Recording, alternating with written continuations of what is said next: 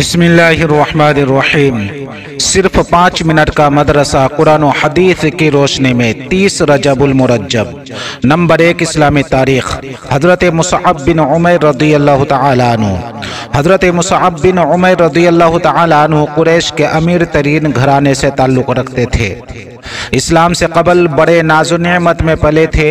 حضور صلی اللہ علیہ وسلم کے پاس دار ارقم میں آ کر ملے اور اسلام قبول کیا، لیکن بہت دنوں تک اپنے اسلام کو چھپائے رکھا۔ ایک دن ایک شخص نے انہیں نماز پڑھتے دیکھ لیا۔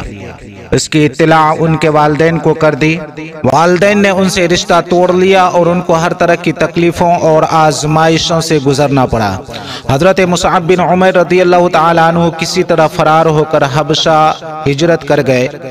پھر جب مکہ واپس آئے تو حضور صلی اللہ علیہ وسلم نے ان کو مدینہ والوں کے ساتھ مدینہ کے مسلمانوں کو قرآن سکھانے اور دین کی دعوت و تبلیغ کے لیے روانہ فرمایا۔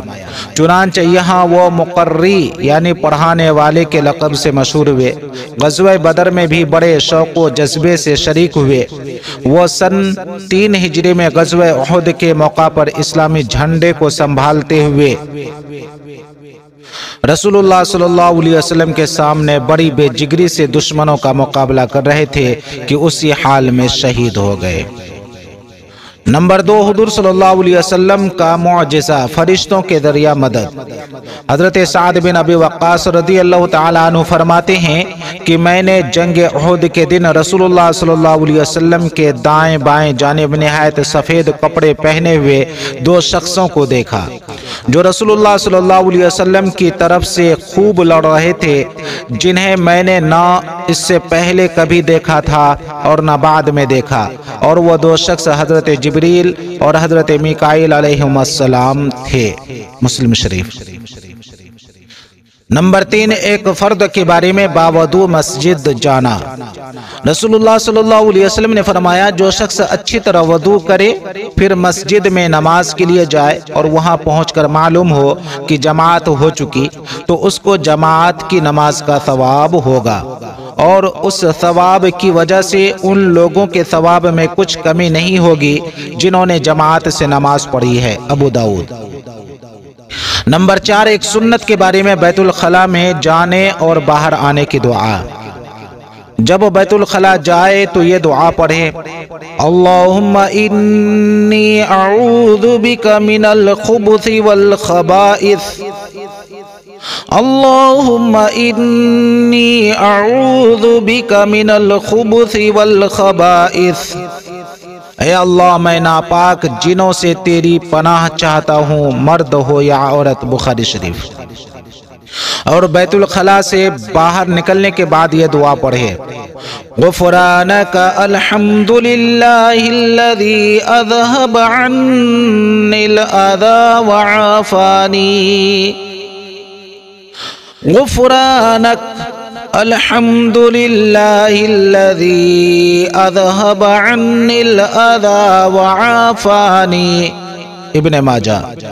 اے اللہ تیری مغفرت چاہتا ہوں، تمام تعریفیں اس ذات کے لیے ہے جس نے مجھ سے تکلیف کو دور کر کے عافیت بخشی۔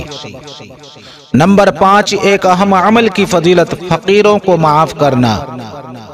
رسول اللہ صلی اللہ علیہ وسلم نے فرمایا پہلی قوموں میں سے ایک آدمی کا حساب لیا گیا تو اس کے نامہ اعمال میں کوئی نیکی نہ تھی، ہاں مگر وہ مالدار تھا اور لوگوں سے خرید و فروخت کرتا تھا اور اپنے بچوں کو کہتا تھا کہ فقیر و تنگ دست سے درگزر کرنا۔ اللہ تعالی نے فرمایا میں اس آدمی سے زیادہ حقدار ہوں کہ اس سے درگزر کروں۔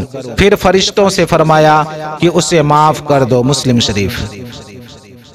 نمبر 6 گناہ کے بارے میں رسول کے حکم کو نہ ماننا۔ قرآن میں اللہ تعالیٰ فرماتا ہے جو لوگ رسول اللہ صلی اللہ علیہ وسلم کے حکم کی خلاف ورزی کرتے ہیں ان کو اس سے ڈرنا چاہیے کہ کوئی آفت ان پر آ پڑے یا ان پر کوئی دردناک عذاب آ جائے۔ سورہ نور۔ نمبر 7 دنیا کے بارے میں رزق حکمت خداوندی سے ملتا ہے۔ قرآن میں اللہ تعالیٰ فرماتا ہے اگر اللہ تعالیٰ اپنے سب بندوں کے لیے رزق کشادہ کر دیتا تو ضرور زمین میں فساد کرنے لگتے، لیکن وہ جس قدر چاہتا ہے اندازے کے مطابق روزی اتارتا ہے، اور وہ اپنے بندوں سے باخبر اور ان کو دیکھنے والا ہے۔ سورہ شورى۔ نمبر 8، آخرت کے بارے میں قبر آخرت کی پہلی منزل۔ حضرت عثمان رضی اللہ تعالیٰ عنہ جب کسی قبر کے پاس کھڑے ہوتے تو بہت روتے، یہاں تک کہ آنسوؤں سے ان کی داڑھی تر ہو جاتی۔ ان سے پوچھا گیا یہ کیا بات ہے، آپ جنت و دوزخ کو یاد کرتے ہیں تو اتنا نہیں روتے جتنا قبر کی وجہ سے روتے ہیں۔ آپ رضی اللہ عنہ نے جواب دیا، رسول اللہ صلی اللہ علیہ وسلم فرماتے تھے قبر آخرت کی منزلوں میں سے پہلی منزل ہے، بس اگر بندہ اس سے نجات نہ پا سکا تو اس کے بعد کی منزلیں اس سے زیادہ سخت کٹھن ہیں۔ ترمذی شریف۔ نمبر 9، طب نبوی سے علاج، سفرجل یعنی پیئر کے فوائد۔ رسول اللہ صلی اللہ علیہ وسلم نے فرمایا سفرجل کھاؤ کیونکہ یہ دل کو راحت و قوت پہنچاتا ہے اور پیدا ہونے والے بچے کے حسن کو بڑھاتا ہے۔ کنز العمال۔ نمبر 10، نبی پاک صلی اللہ علیہ وسلم کی نصیحت۔ رسول اللہ صلی اللہ علیہ وسلم نے فرمایا انسان کو اپنی ہر ضرورت اللہ سے مانگنی چاہیے، یہاں تک کہ اگر جوتے کی پٹی بھی ٹوٹ جائے تو اللہ ہی سے مانگے۔ ترمذی شریف۔